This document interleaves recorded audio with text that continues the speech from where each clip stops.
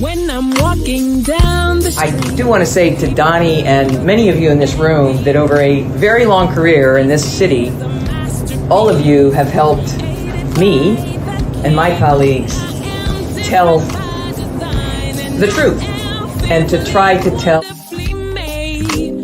I may not look like you and you me, but my head up. I'm from South Carolina, so I just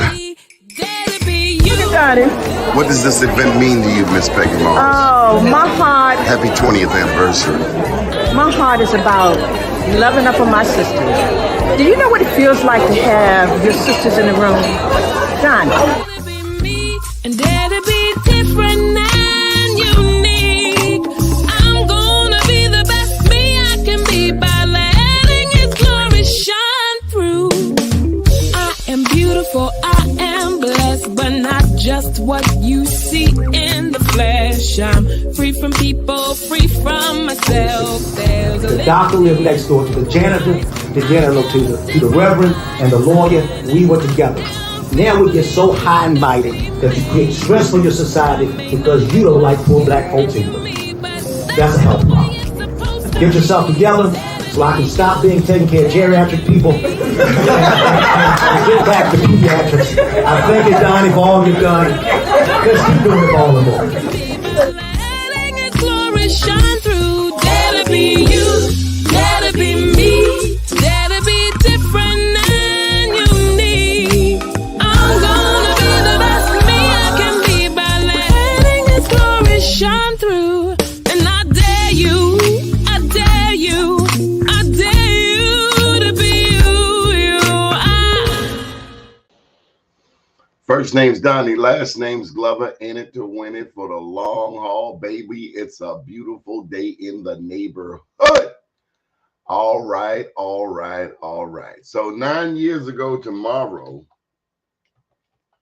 Freddie Gray lost his life. All that stuff happened in 2015. Here we are 9 years later. And we just want to get a sense of where we are, what has happened since then. Have we evolved? Have we healed? Have we made progress? What's Penn North look like?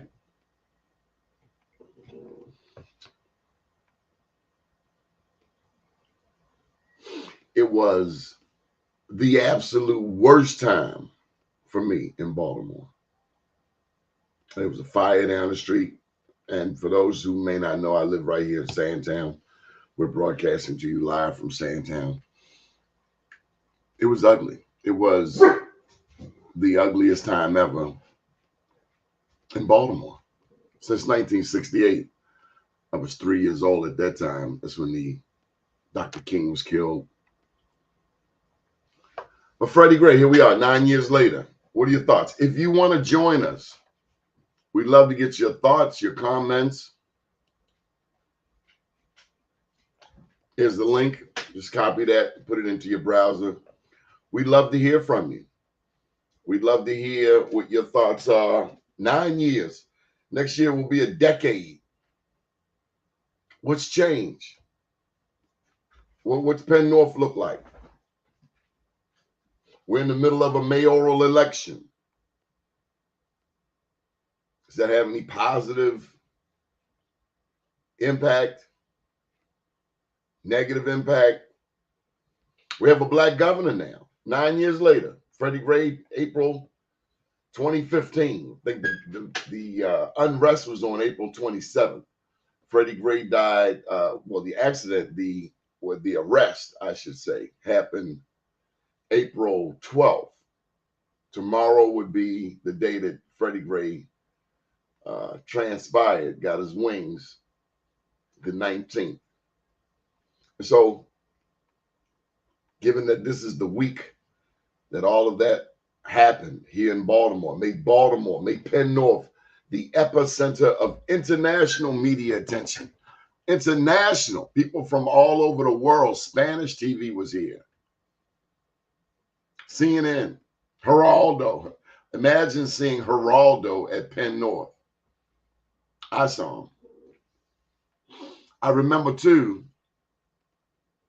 the journalists who came from all over the world, and they saw the housing stock right there at Penn North. They saw the housing stock, and they were under the impression that that blight had happened as a result of Freddie Gray, not realizing that that's the norm. I have a whole lot to say. In a 9-1 Democratic city, a 2-1 Democratic state, where has our Democratic leadership been on transforming not just Penn North and West Baltimore, but East Baltimore? Where is the party that depends on us to get elected? Black people. 63% black city, 73% black and brown city. Where's the return on our investment? Where's the return on our tax dollars? We see what's happened over at was it East Harbor? We see the development over there. It looks like a whole new city. We see what has happened over here in Port Covington. But what about North Avenue? Where's the interest? Where's the focus? You got all of these black elected officials. Everybody wants to be mayor. Where's the focus? What has happened in the past 9 years at Penn North? Pennsylvania Avenue, North Avenue, intersection, major, kind of like 42nd and 8th in New York. 125th in Lenox and Harlem. Where's the investment in our community? 9 years later. 9 years later, Marilyn Mosby is facing charges, facing prosecution herself, dealing with prosecution, sentencing coming up over some vacation property that she bought with her own money. But when she went and charged those officers, I think it is safe to say she put a bullseye on her own back. And black people owe her a debt of gratitude, to say the least. She said to me, she said, Donnie, I work for you. I fight for you. She said that right there at Hoodfellas, Black Wall Street event 2 years back. I fight for you. That's what she said. And she did. And she does. I didn't like the way the media had piled on in the last election. And so while in previous elections I had supported two people who went against it, one, Russell Nevedon, then Ivan Bates. But this third time around, when they were piling on, there's no way I was going after that sister. She beat two efforts, and I wasn't going to be a part of the third. Win or lose. Win, lose, or draw.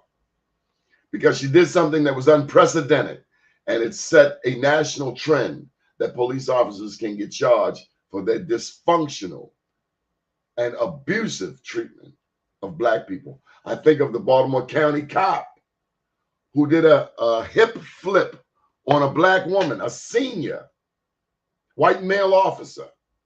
Unacceptable in any language, in any jurisdiction.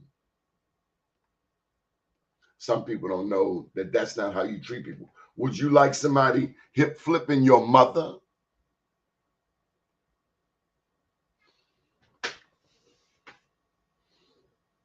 Then after the unrest, tell you something else happened. Tell you something else that happened.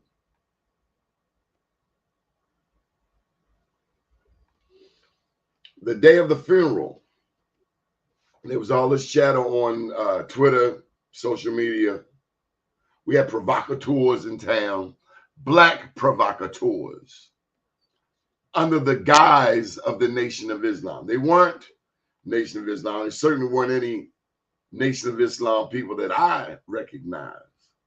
But they came under the guise of representing the Nation of Islam. One man in particular, I talked with him, and he wanted us to do something that I felt unfathomable. He wanted us to lead some youth over to Camden Yards, and I just saw it as ridiculous. Those youth ended up getting into trouble because of this provocateur pretending to be with the Nation of Islam from Detroit. Never forget it. The Jewish Times called me up about that. And I told them we didn't need anyone to speak for us. We're very capable of speaking up for ourselves. Freddie Gray, 9 years later, we want to hear your thoughts. You're welcome to join us. This is 9 years later. Tomorrow will be 9 years. He would have passed on the 19th, 2015.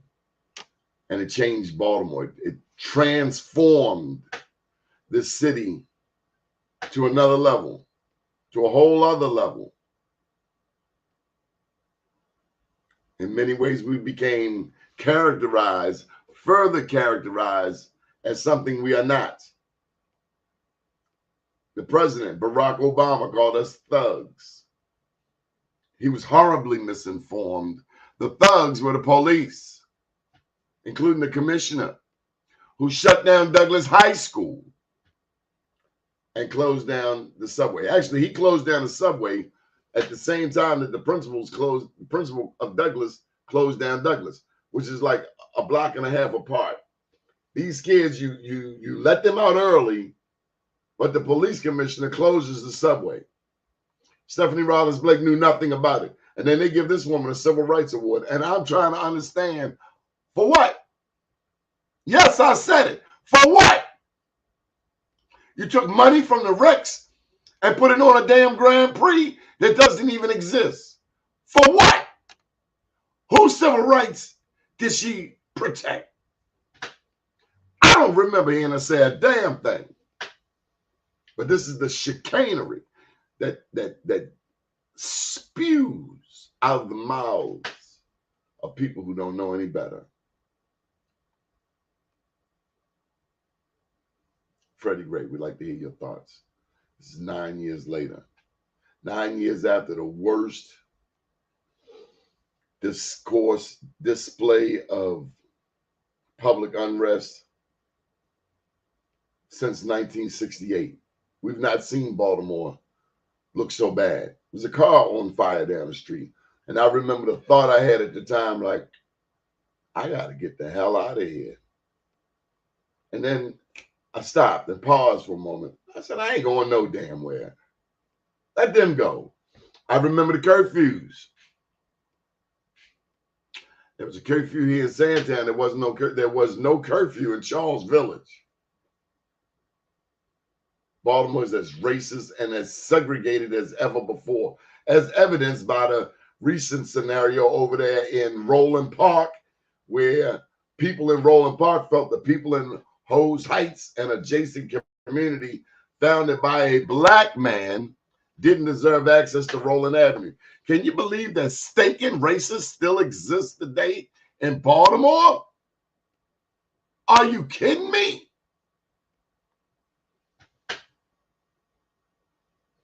Run away, little boy. Run away, little girl. Get a life.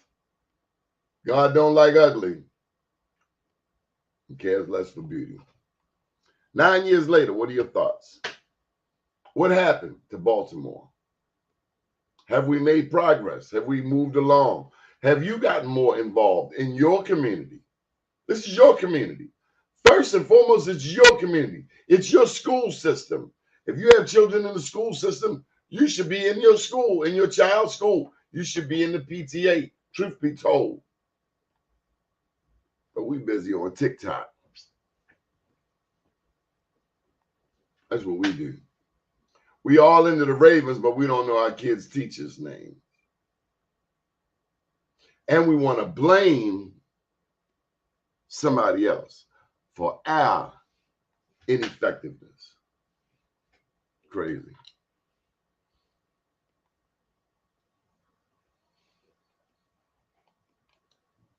That's what we do. We blame other people.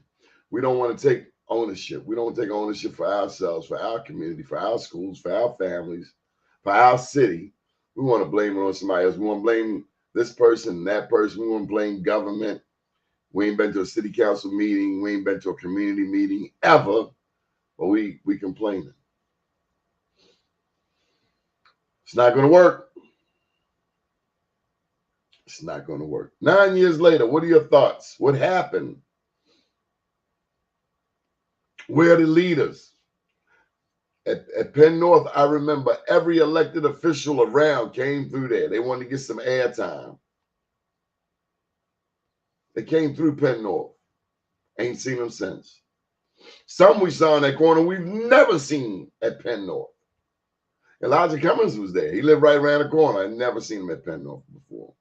God rest his soul, and not putting down dead people. However, ain't a damn thing changed. Our communities need love and attention too. I go over in the Washington, D.C., I see recreation centers with lights and football fields for the recs. We can't even get lights for our high schools. And we have $15 billion that have come through the Maryland State Lottery. $15 billion minimum that have come through the lottery. Money promised since 1973 for education. But we have schools without air and schools without heat, including Poly and City. I don't know their status as of late, but they were on the list of schools that didn't have air or heat. And that's just unfreaking fathomable. Unbelievable. It's unbelievable. Biggie Smalls is the illest. Baltimore City is the illest. Baltimore City is the illest.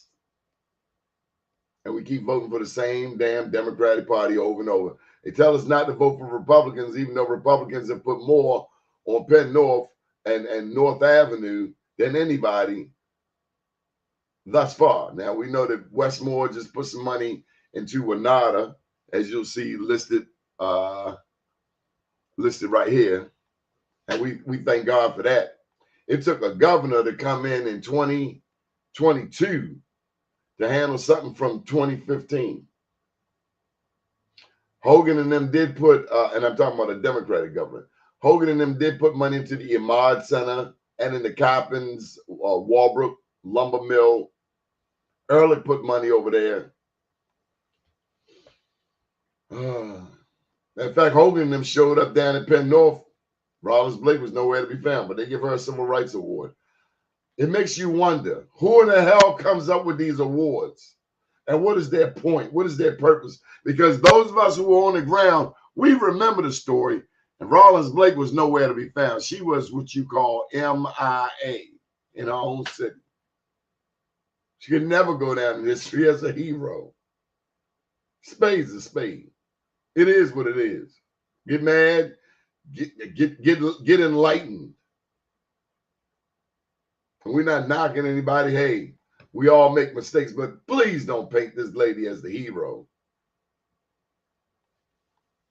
One elected official didn't even know that the riot was happening in their own district because Penn North is not a place frequented by the upwardly mobile, bougie black people. They don't come there.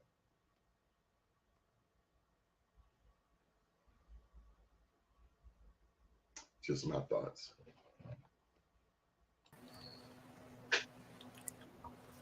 Oh, sir. Good morning. Well, good afternoon. Good afternoon.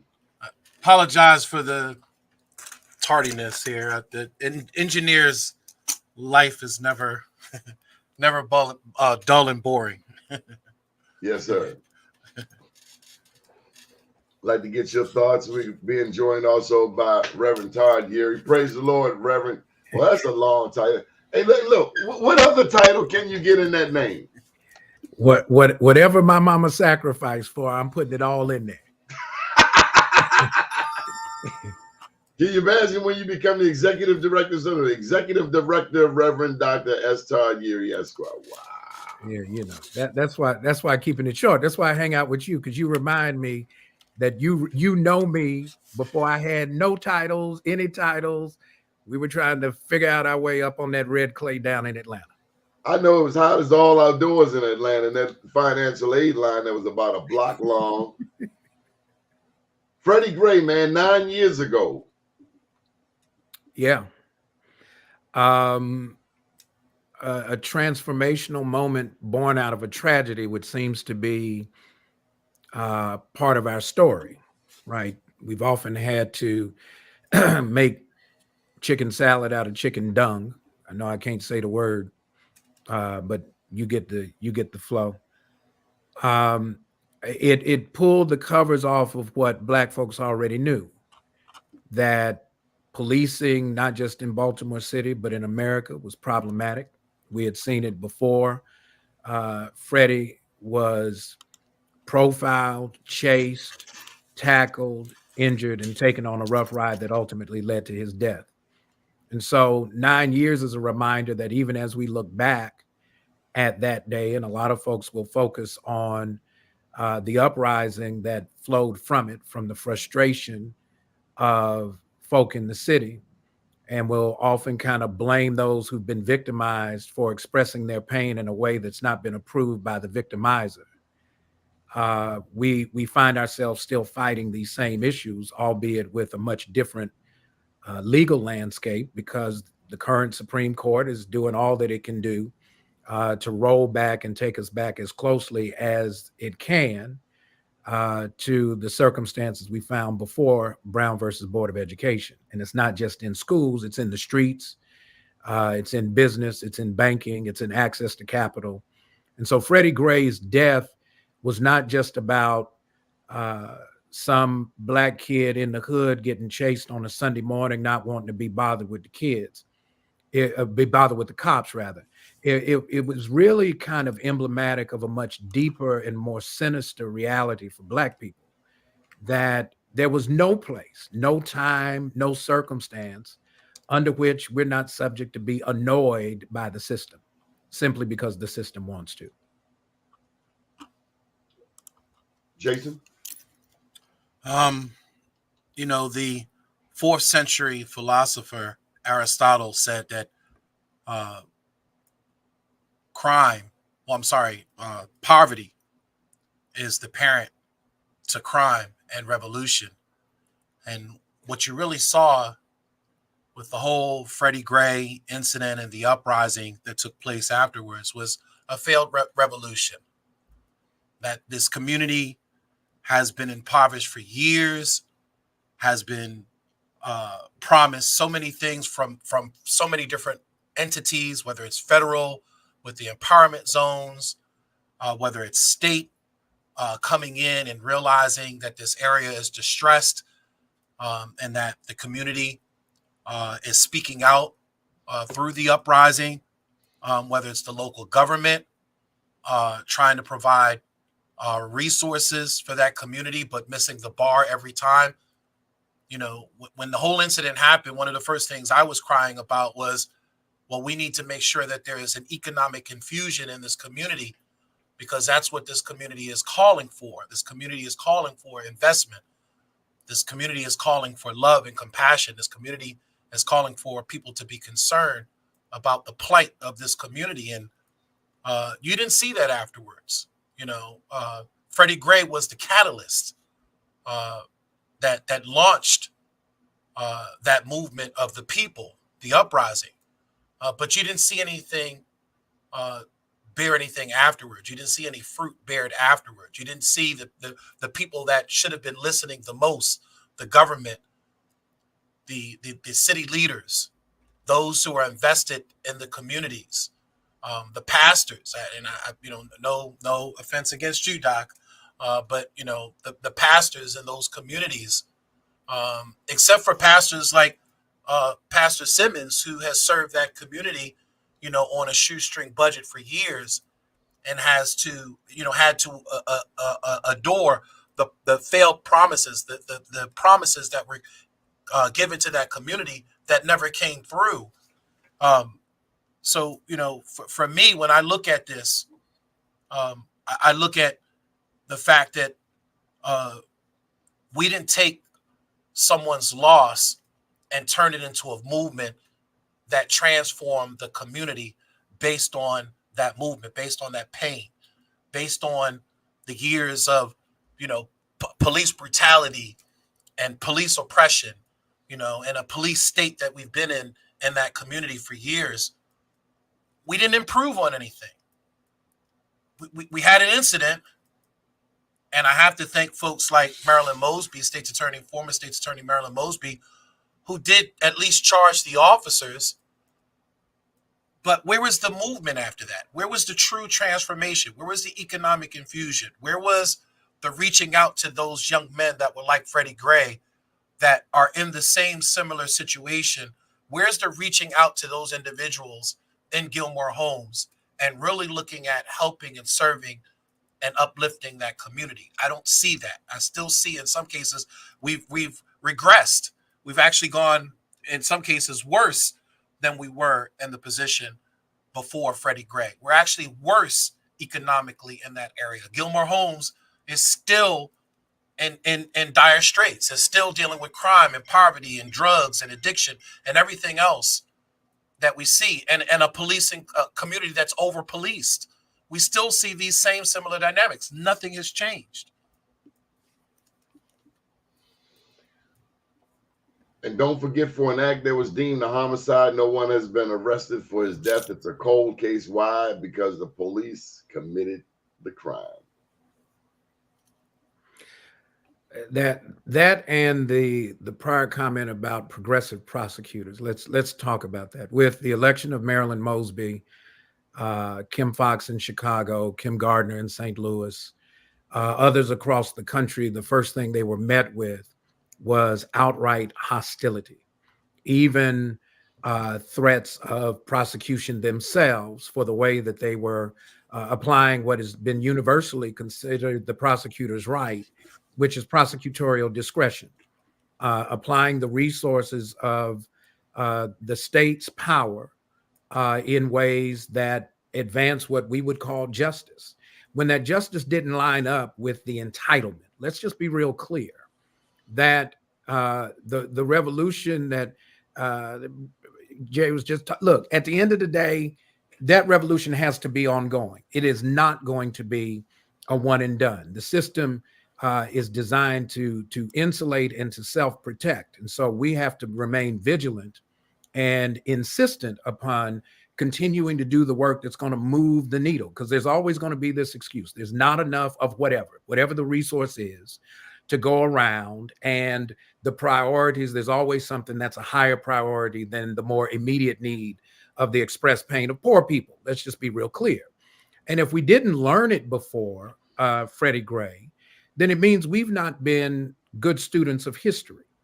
All we need to do is go back and look at after Lyndon Johnson had passed the Civil Rights Act, the Voting Rights Act, was doing fair housing, and it was in the works at the time, and the National Commission on Civil Disturbance, better known as the Kerner Commission, issued a report that came out shortly after Dr. King's assassination. Let's just be real clear that if you look in a public document, we don't have to reinvent the wheel about what the argument is. It's in print. The government said that the issues of the urban reality are a byproduct of, quote, white racism.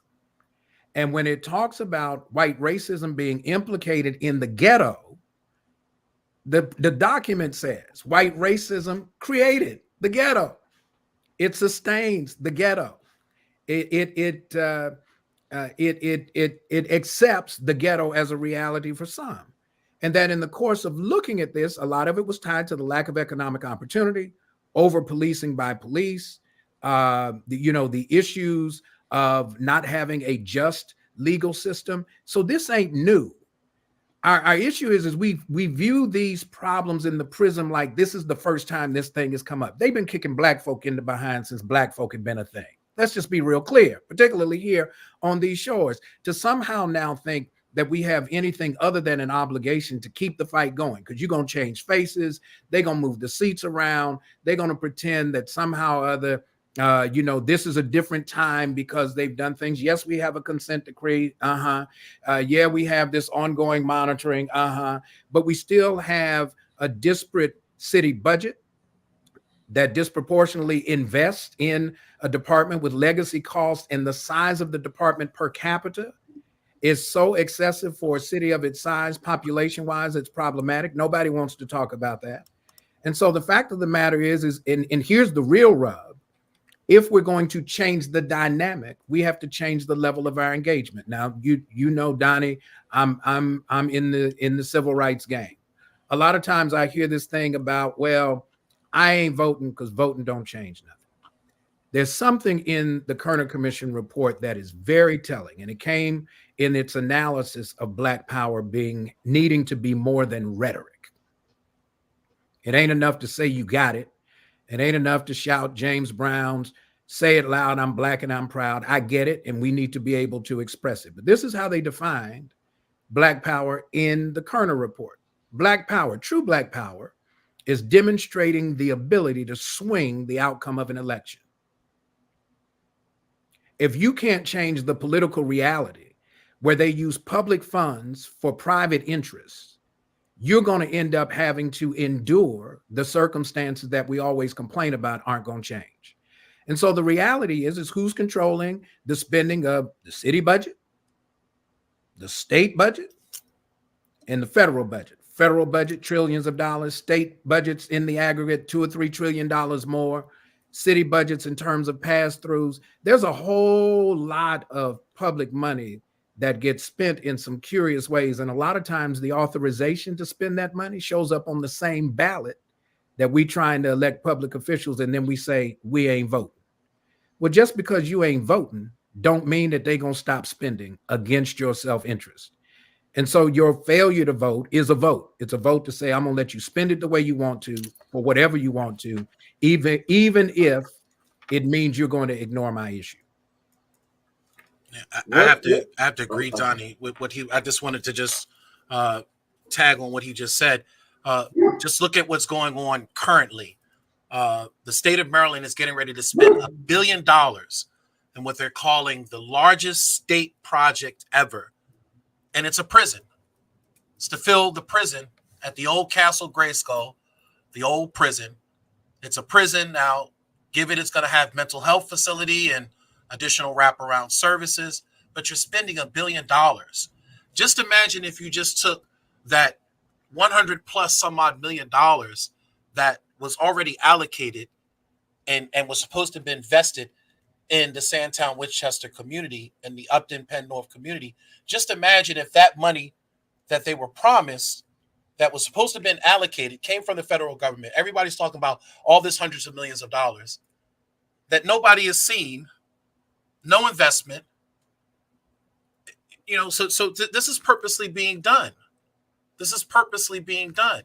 Jason, and those that have the power over us, Jason, you know, millions were collected during Freddie Gray. Oh yeah, on television, on Channel 13, yeah. The United Way, Reverend Doctor, collected money in the name of Freddie Gray. Sandtown didn't see a dime. Man. What happened to the one Baltimore? Remember Just that? like this bridge collapse has brought out people collecting money in the name of the Guatemalan families. And I assure you, they've not seen a dime. Yeah. Yeah. We are really good at pimping. So there was a press conference yesterday where attorneys, one of them is a friend of mine, colleague, Chris Stewart, is part of the legal team representing the interests of the families, because in the middle of this, there's going to be a lot of litigation. It's going to be protracted. It's going to take a long time. The system is not designed to work fast nor efficiently for the folks who are at the bottom. Let's just be real clear. And you know, those you talk about all the stuff in my name, the ESQ came up because of what I was seeing going down to Annapolis when lobbying for the state NAACP. We would go down with the right intentions, but too often we came away with the wrong piece of legislation. And so I started law school the fall after Freddie Gray's death. That was one of the factors that caused me to go back then, because there was a direct correlation between the facts surrounding Freddie Gray's death and killing and the process by which laws are made and laws are enforced. And so the accountability factor has to be one where it's not just holding the system accountable. My whole thing is all right, look, if you're going to invest $1 billion in incarceration and you insist on it, then there has to be a mechanism that insists that dollar for dollar, there's an offset of an equal investment that goes into the communities that are going to be most impacted by the depopulating of those communities in that same system. Now, if we start holding that kind of accountability, they'll be less inclined, because what they don't want to, they want to spend the billion over here because there's construction contracts, there's flow of derivative investment from folks who are going to consult on that project, workers are going to benefit, somebody who's a friend of a political contributor is going to be in that mix. Well, if they have to then spend the same $1 billion on Pookie and them, they're going to figure out that they really don't want to spend this, so maybe we don't need to spend that. That's where the hustle's going to come. And so my whole thing is, Doni, and we've talked about this a lot. We've reminisced about going back 40 plus years ago now. Young, idealistic adolescents believing we could change the world and still do. That the name of the game is still Monopoly. Now, the Monopoly board, the appearance has changed a few times.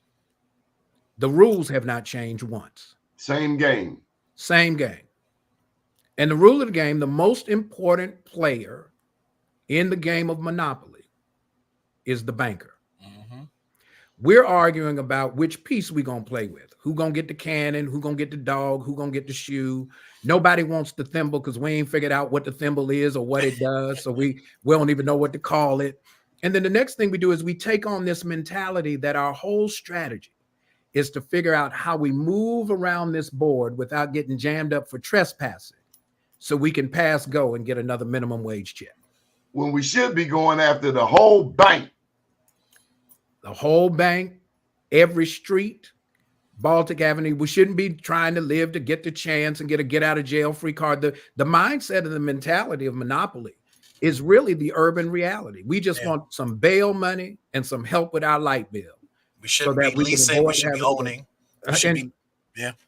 Baltic, at the purple pieces, we don't ever want, because we look at how much rent it's going to collect. Like, don't nobody want that. No, so we skip over that. That's the first piece that becomes affordable. That then we can then have land ownership, which, remember, land ownership in this political framework was the basis by which you could participate in the political framework. That's right. Only for landowners initially. Only for landowners. Didn't matter women, minorities, whatever. Landowners. Landowners. Let's and that's what nationhood is built on. When we talk about Black nationalism, and the background of those who inform my frame of reference, the Naim Akbars, the Marimba Anis of the world, who are near and dear to me, that mindset has to be what informs how we approach what. There's no community that has ever sustained or survived that did not consider self-interest first. Now, we're not trying to do harm to anybody else, but we're not going to deny ourselves the benefit of self-interest and self-love so that we can make righteous demands for what is in our self-interest. So I got to pose this question to you. Amen. We're at a state now, 2024, Black governor, Black attorney general, Black speaker of the House, Black treasurer, Black mayor in the city, comptroller in the city is Black, city council president is Black, state's attorney is Black. Now what? Remember what I told you? You can change the appearance of the board. The game is the same. The rules are still the same. Yeah, we have the largest power. We have the largest. Nothing. So the next time they come say, "Hey, we want a Black to be the first one into this position and that position," it doesn't matter. You said vote earlier this show. You said vote. Well, we voted. What the hell are we voting for?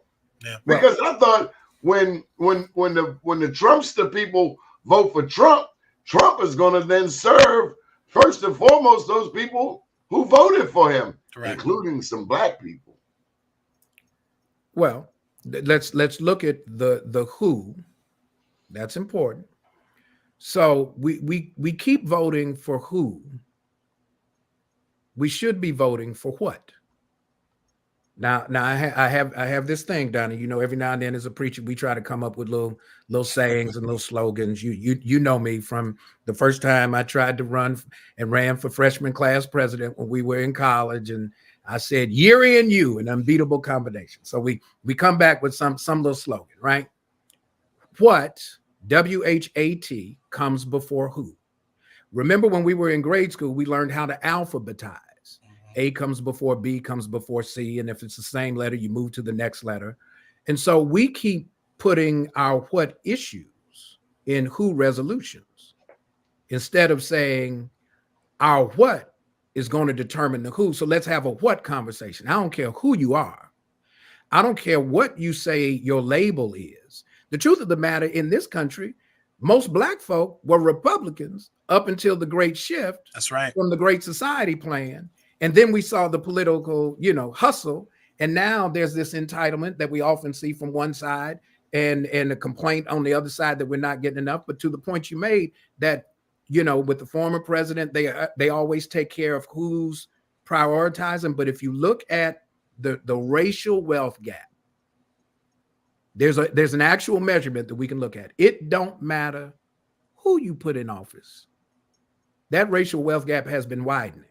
And the reason it's been widening is because we forgot what was in the Kerner report, that we've stopped leveraging our political capital to swing the outcome of an election, to have input and some control over the agenda.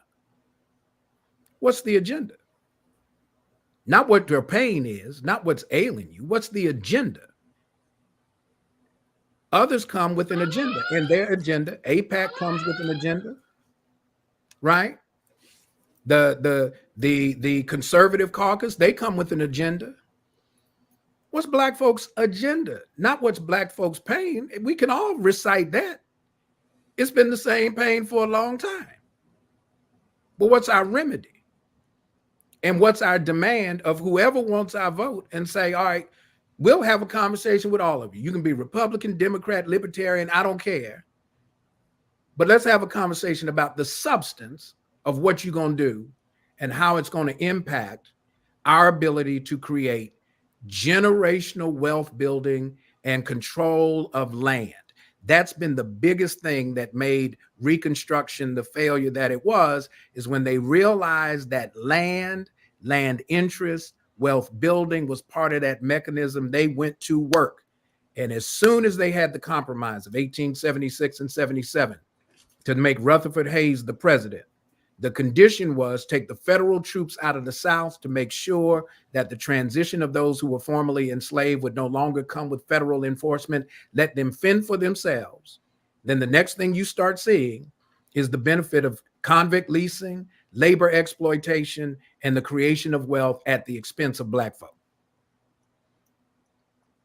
Doni, if I could just chime in here. So I agree with Rev, and the fact that we're not utilizing our political power.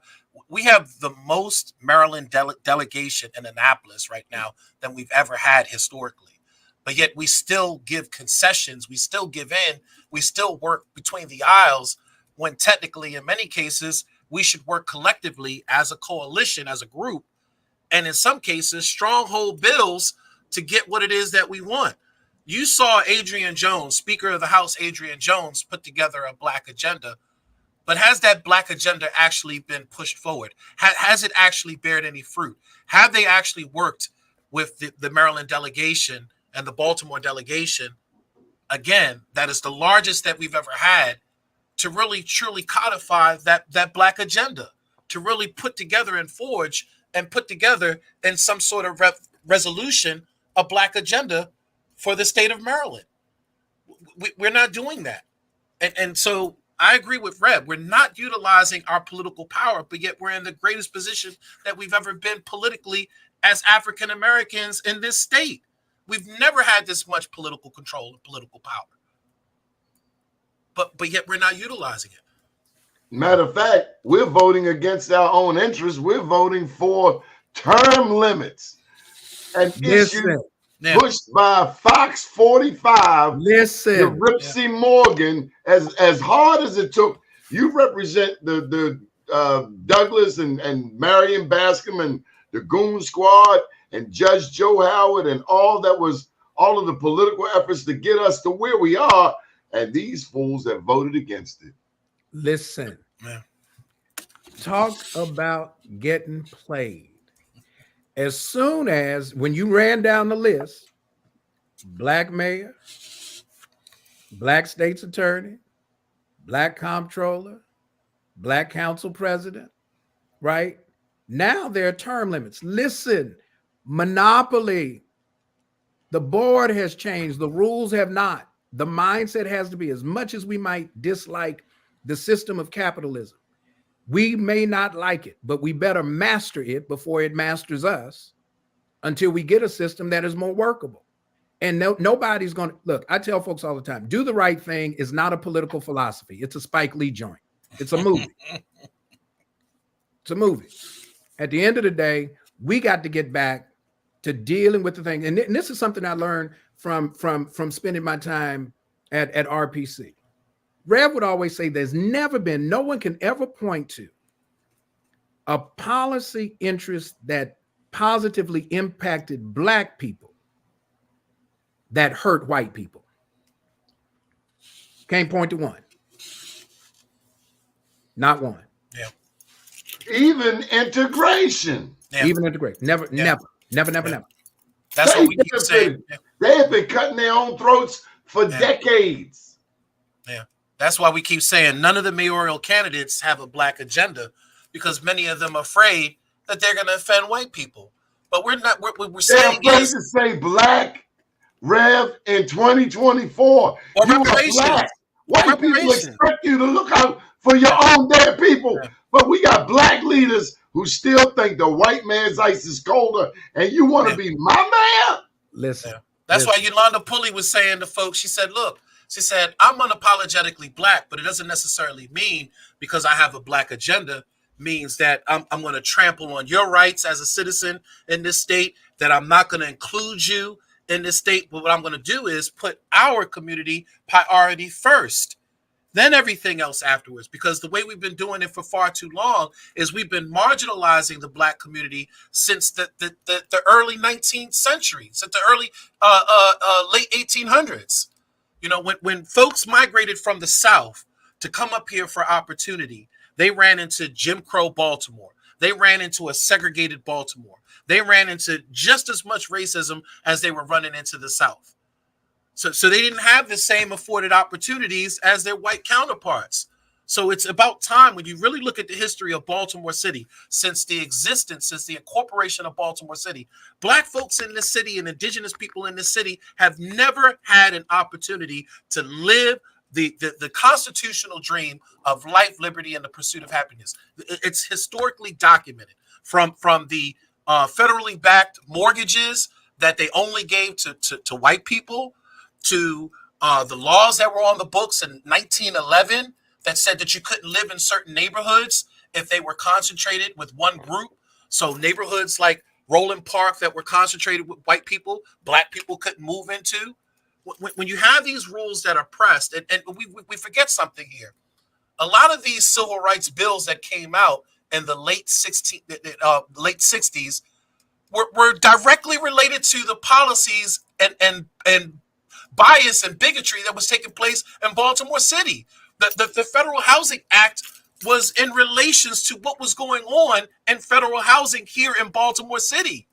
So we have to understand that Baltimore folks, African Americans, blacks in this city have been marginalized since its existence. And at some time of the future, we know the history, somewhere in the future, we have to correct the wrongs that have been done to one group of people. We're not talking about anybody else. Everybody else has had an opportunity to thrive. You look at the Jewish community, the Greek community, the Italian community, the Irish community. You look at all these communities have thrived, and in some cases have gone beyond and have gone out to Baltimore County and out into the state of Maryland and have thrived and have benefited from intergenerational wealth. Intergenerational wealth has been stolen. When you look at the black wealth in Baltimore City, it's non-existent. Where are the black billionaires? Where are the multi-millionaires in Baltimore City? You don't see them as prevalent as you do the Packarakas, the Angelos, the Sagamores, all these people that are here, the David Smiths, all these billionaires and millionaires that are living off of the spoils, in many cases, of the oppression of black people. At some point, it's not a crime to say, I'm going to have a black agenda and I'm going to put my community first, a community that is more than 60% the majority of the people of this great city. There's nothing wrong with that. That's not a curse or a crime. It's not. Let's talk about the math. Right. That's an important point that Jay raises. Here's what's troubling. We may be 60% of the population. We will not participate at 60% of our representation in the electorate. They will go in with an expectation that if black folk in the next election vote at 30% of its potential, that might be good turnout. That's offensive. And here's why it's offensive. On the conference room table in my office, there's a list of questions when they had us pass literacy tests to be able to participate in the game of Monopoly. How many green jelly beans in this jar? Mm-hmm. How many grains of sand on the beach? It was an insult to the dignity of our humanity. And fighting through all of that to get to this point now that we somehow are so disgusted that we just gonna let them do whatever they want to do because we pissed off is about the dumbest thing I've ever heard before in my life. The threat of you showing up and waiting in line is gonna make them wonder why these Negroes, the word in the Kerner report, why they still showing up. If you keep showing up, they're gonna have to pay attention. If you show up at any public body meeting, even just to observe, it's going to disturb the whole flow of the process because they're going to want to know, why are you here? And more importantly, what do you want? Gentlemen, I got to get this question in for you, and thank you for taking time out. What can black media do between now and next year, which is the 10th year anniversary of Freddie Gray? What can black media do in Baltimore? Jay, you want to go first? I think they need to tell the truth. They need to tell the story. Too many times you hear, especially from the mainstream press, you hear certain narratives, especially now that we have this, conservative paper. Most likely, I can guarantee you, on the 10th anniversary, you're going to hear things that are more of a conservative tone. They're going to talk about, the progressive prosecutor. They're going to distort the narrative in reference to, that there was no issue in reference to a crime committed or a civil rights violation committed against Freddie Gray. We have to tell our story. We have to tell our history. And that's what's important. And that's why I support black media. Everybody should be supporting black independent media because our truth is only going to be told through our platforms. No, with all this consolidation of conservative media, unfortunately, they're not going to tell our story. And if they tell it, it's always in a way, like with critical race theory, it's something that's a condemnation against something that we know is to the benefit of our community. So we have to keep telling our stories. Come on, Reverend Doctor. I saw you smiling. Well, look, I heard Jay say, you asked the question about black media. He said black independent media. Reason I started smiling is there's a difference between black media and blackface media. Let's not get it twisted. And it took me back to Spike Lee's movie Bamboozle. Black folks in blackface for the benefit of white folks' entertainment. Let's not get this thing twisted that there has to remain some agency in our ability to tell our story. And it's not that we're telling a different factual account. We're making sure that the facts stay in the telling of the story. Otherwise, it becomes this mythology of some generosity that somehow white folks have enabled us to somehow be in this place to accomplish what we've accomplished after the exploitation. Look, we know how that the oppressors' efforts to oppress have not changed. The tools that they use, the co-opting of education and expression of identity and spiritual systems and economic processes, that's not nothing new. So if we understand that the game has not changed, then pick your piece, sit down at the board, let's develop the city, and let's win the game of Monopoly. Full stop. Any final thoughts, gentlemen? Right? I was getting ready to go back to younger days with me and Doni, so I can't necessarily say it on this broadcast. I have to wait when we all sit down and we break bread, and we might tell you some of the stories. But my final thought is, Doni, I appreciate your passion and your commitment to the well-being of our community, which leads to the well-being of the city. It is not something that is disconnected, that somehow or other your passion for Black folks comes in a form that is hostile to white people. That's not how you operate. That's not how you function. But the text says that you shall love your neighbor as you love yourself. So don't expect me to love you until I've mastered the ability to love me, and expect that I'm going to table the priorities of loving me and mine because you feel like I have to prioritize loving you first. That's all I got. What would Vernon Dobson say? What would Marion Bascom say? They would have a meeting in a room, and they would look at the factual reality, the objective, and then they would figure out the process, and then they would organize action. It's not a statement. What they would say is process. What is our process by which we're going to make the righteous demand for economic, political, social, spiritual liberation in Baltimore City in the 21st century reality called America? Do we still have that power? Does the sun still shine and melanin still activate that allows Black people's complexions to turn beautiful with the radiance of the sun?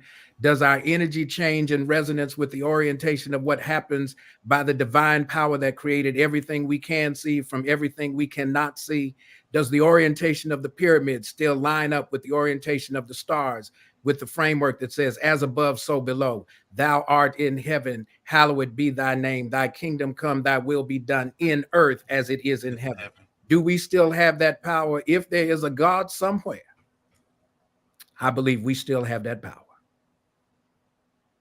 And Dr. Yeary. Okay. Jason. No, I just want to thank you, Doni, as always.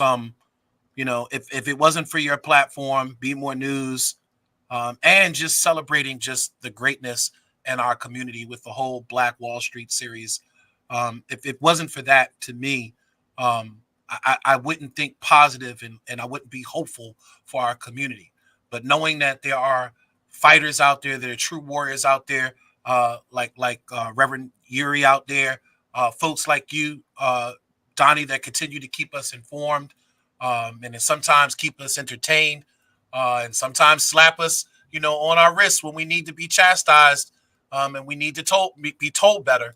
I just want to thank you because, again, a lot of times our stories would not be told, and a lot of times the information in our communities would not be heard if it wasn't for you and your platform. So thank you for all the years of service to our community with just Black independent media excellence. Thank you.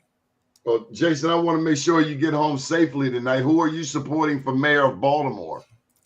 So I'm supporting Yolanda Pulley, but I know her tenacity, and I know that she's determined to go in and clean house.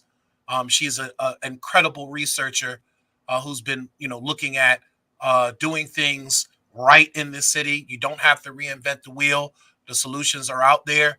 It's just a matter of getting together the right people with the right policies and the right solutions, and having some experience and knowledge of the people, because again, you can't relate to the people. You can't write a prescription for a patient if you're a doctor, if you don't know what the issues are, if you don't listen to the patient. So that's why I'm supporting Yolanda Pulley, because I know she has her pulse on the ground. She works with just literally hundreds of families per year. That's who I'm supporting, a change agent. And we want you to get in the house safely tonight. Thank you, gentlemen. No sleeping in the doghouse for me. Yes, right.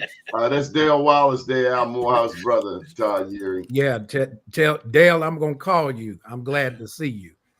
Yeah, he disappears sometimes, goes south and comes back. Yeah. Nonetheless, thank you both for joining us, and may God bless Baltimore. Absolutely. Up to date, down tomorrow, do your day, and everything will follow. Nothing to it but to do it. I got to do it, regardless of how I feel. I am somebody. I am my brother's keeper. Good afternoon.